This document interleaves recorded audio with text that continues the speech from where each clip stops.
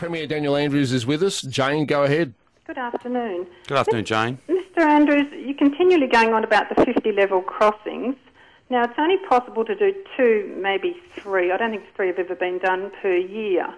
So I'm just wondering, how long is your time frame to do this? 17 years I've worked out, minimum. Is that true? 3 a year? Thanks very much, Tom, for the vote of confidence. No, Jane, I do go on about this a lot because it's a very important issue and one that we took to the election, and we make no apology for being very focused on getting rid of these level crossings. They're deadly, they're congested, and they're holding us back. 20 will be done by the end of 2018, and the balance, as we announced 18 months ago, will be done by the end of 2022. So this is basically 2 terms, takes 8 years. And yes, it's a big project. There's no doubt about that. If we can deliver them any faster, of course we will. I've been accused of lots of things. I'm not at all upset to be accused about going on about level crossings a lot. I do, because they have to go, Jane, and they will under this government. You will get very boring at dinner parties if you just talk about that.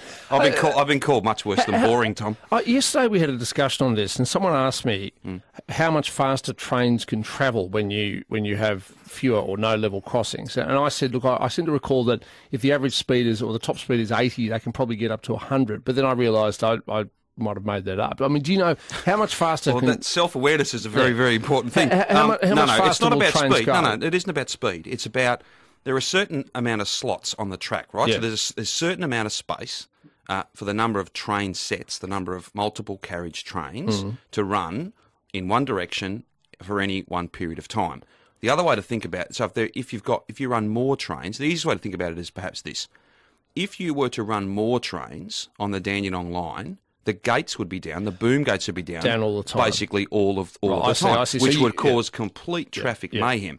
If, however, that's not a factor because you've either put the road over the rail or the rail or the road under, the road over, so you've separated the two of them, then that's no longer a limiting factor. So in fact, what happens is you can get more trains on the track travelling at the same speed, but more of because them. They're not competing. You're holding up the cars. Yeah, because the cars are not competing for the same space. David has a question about our newest public holiday. Good afternoon, David. Afternoon, Tom. Afternoon, Premier. Hello, David. How are you? Very well, thanks. That's good. Cost to small business with the announcement of this new public holiday. For me alone, with 14 employees, I've estimated it to be about $4,500. Where do I send the invoice? Oh, well, David, we were very clear about both Easter Sunday and Grand Final Friday, and we're delivering on the commitments we made. We're not changing our mind after the election and delivering something completely different. Now, some people will be supportive of that. Did you consider the plight of small business, though? Oh, well, my parents have worked in small business their entire working life. I've got a pretty good sense of small business. So what do they think about the Grand Final holiday?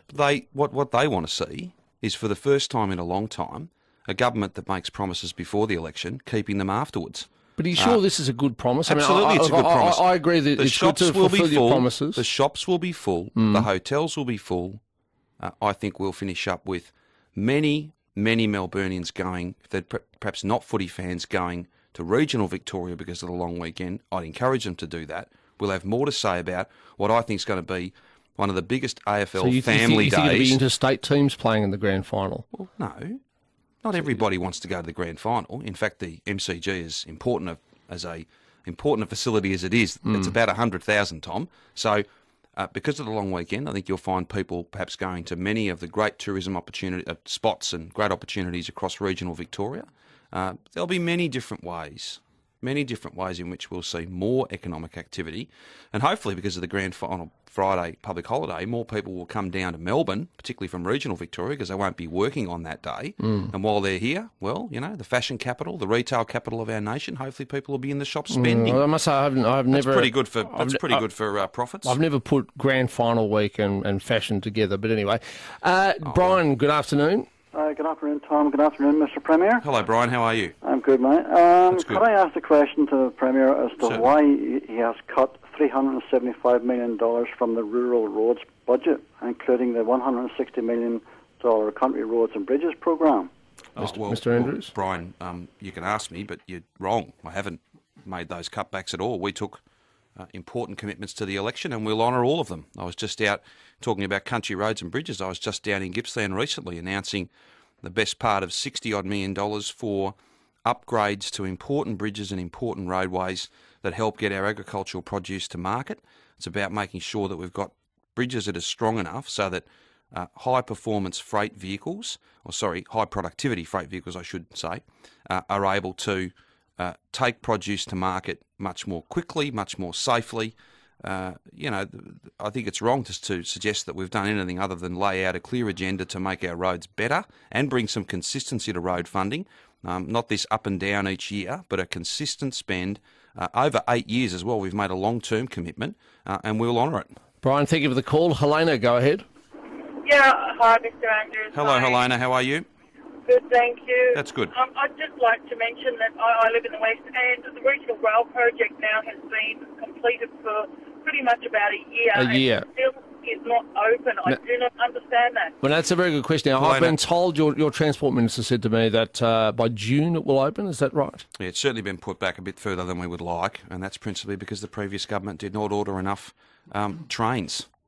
This is a pretty simple thing, but if you haven't got the rolling stock, the actual trains to run more services, then you can't open the line. So is that what it is? So you've got exactly the stations, you've got the rails, everything's right to go. And they forgot to order the trains. They forgot to order the trains. We're not going to do that. We're instead... Have you ordered the trains? No, I was just up in Ballarat a couple of weeks ago, ordering 30 new carriages or 6 new train sets. And what's more...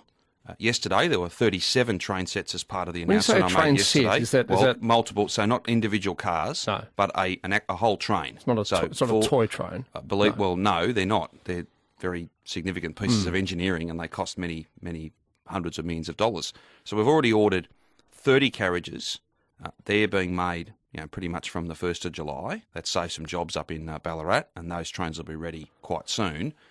Yesterday, 37 additional trains, so multiple carriage sets, and we'll announce as part of the budget a multi-year rolling stock strategy. So a long-term plan, basically an order book. So instead of this but June for the regional rail? Something like that. I might come back to you, Tom. I'm not exactly sure when we've committed to do that, but it's been put back, and it needed to be, because our predecessors forgot to order the trains. Very quickly, you're an Essendon supporter. Were you pleased at the outcome of yesterday's, or the failure by Asada yesterday to prove its case? I was, in that I'm very keen to see us draw a line and basically get back to talking about football. Will Essendon play in the finals this year? Well, I'm just happy if we can get a full team on the ground on Saturday and beat the Swans and be a football club focused on footy. That'd be a really big change from the last couple of years. Now, I don't want to cut across whatever might happen. There's various appeal rights and things, and let's see what Asada does. But surely, if you're a fan of the game and if you're a fan of the Essendon Football Club, you want a line drawn under this and you want to go forward and get back onto footy rather than all of this other stuff. Everyone's sick and tired of it. I know I am. And I've said, look, and even as a Carlton supporter, Tom, I'm sure you can agree with me. That wouldn't it be better if the Essendon Footy Club was on the back page of the paper rather than the front? Absolutely, couldn't agree more. Daniel Andrews. Except in October, maybe. Except in October. Daniel Andrews, good to talk with you, and let's do it again soon. Thanks, mate. Look forward to it.